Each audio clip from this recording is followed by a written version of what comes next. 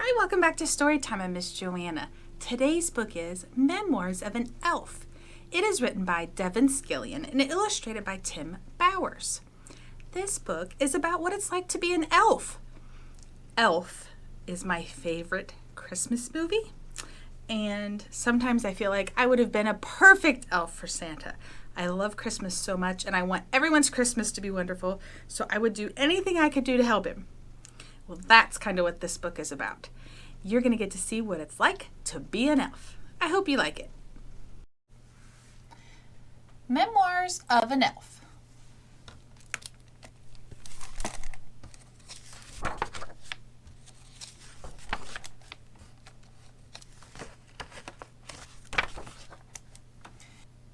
Christmas Eve, 9:45 p.m. 2 hours until launch on Christmas Eve.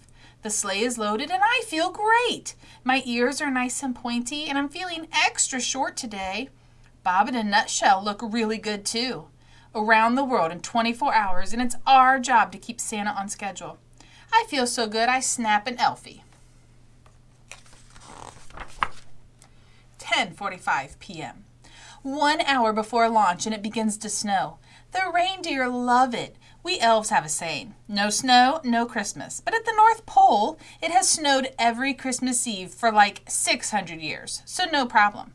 I send a text to Santa. Time to fly, big guy. He says I worry too much. He's probably right. Little known fact, Santa is a really smart guy. Midnight. Launch time. Santa kisses Mama Claus and waves to the other elves. I've got the GPS.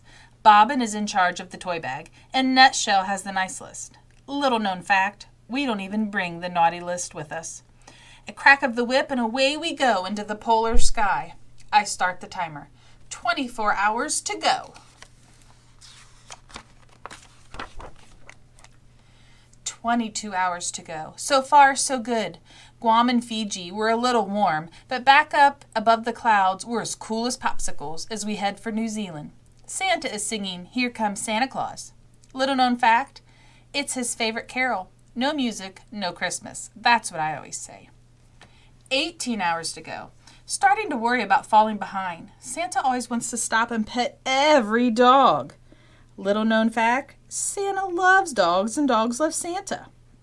He's playing with a dog named Tugboat when I yell down the chimney, Santa, we gotta go! Santa just laughs like he always does. 12 hours to go.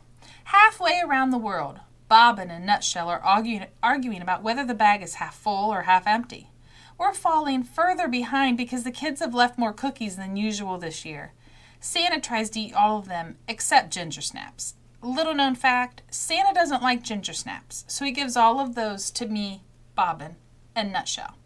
Little known fact number 2, you should leave ginger snaps for Santa. Please and thank you. 9 hours to go. We're really slow getting out of Mexico City. Kids there leave tamales for Santa, and he loves tamales as much as cookies. I point to my watch and say, come on, big guy. No Santa, no Christmas. Santa just laughs and said, not true, Spark. I'll bet you a candy cane. Little known fact, when Santa is serious about something, he bets you a candy cane. 4 hours to go. We made up time in Brazil, but now Santa is taking too long again. This time he's playing with the train set that he just delivered. We're waiting so long that the reindeer start nibbling on some tinsel. No, I yell. Little known fact, reindeer love tinsel, but it makes them hyper. It's like 50 cups of coffee. Bobbin drags Santa away from the train set. 30 minutes to go. With all of the toys gone, the sleigh is very light now, and it's a good thing because the reindeer are exhausted. Santa pokes his head out of the last chimney and yells, Merry Christmas to all, and to all a good night. We made it with a half an hour to spare. Little known fact, at the last house, we always join hands and sing Silent Night, the reindeer too, and we head for home. The North Pole. Ta-da! We've done it again, around the world in one night, and we made it to every house. We land at the North Pole where everyone is there to greet us. There's singing and dancing and lots of hot chocolate. Oh, and French toast. But as we're unloading the sleigh, Bobbin says he doesn't think the toy bag is empty. How can that be? We gave away every present on the list. But it's not a present in the bag, and it just licked Bobbin's ear. It's Tugboat! Ho, ho, ho, we have a stowaway, laughs Santa, as Tugboat covers his face in kisses. Santa is laughing and smiling, but I'm not laughing. I'm panicking. Santa, I say, we stole someone's dog. The music stops and everyone is quiet. This has never happened before. Mama Claus says what everyone is thinking. I don't think it's a very good Christmas morning at Tugboat's house. Well-known fact, Santa gives things away. He does not take things. We are in ginormous trouble.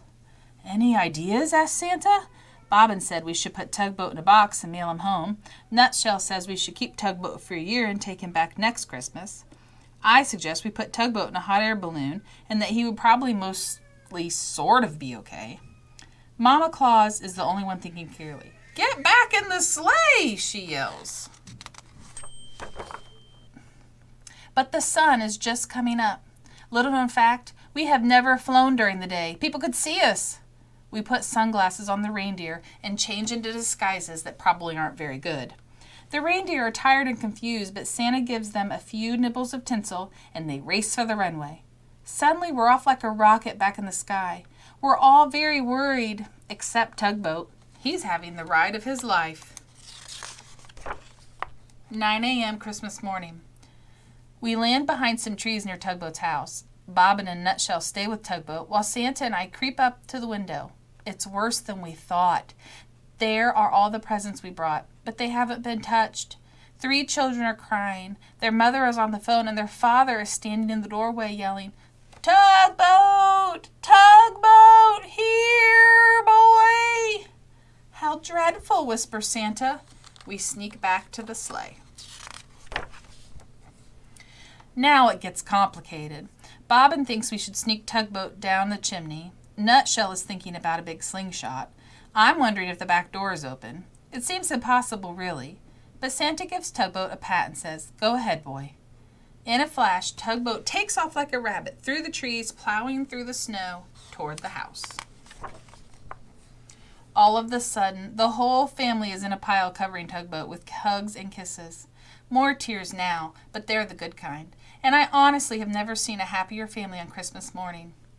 Santa looks at me and smiles. No Tugboat, no Christmas, he says. He's right, of course. He's right. I slide a candy cane from my pocket and hand it to Santa as we climb back into the sleigh. Little known fact, Santa is a really smart guy. We're really happy, and before we head for home, we snap an Elfie. Have a Merry Christmas, please and thank you. The end.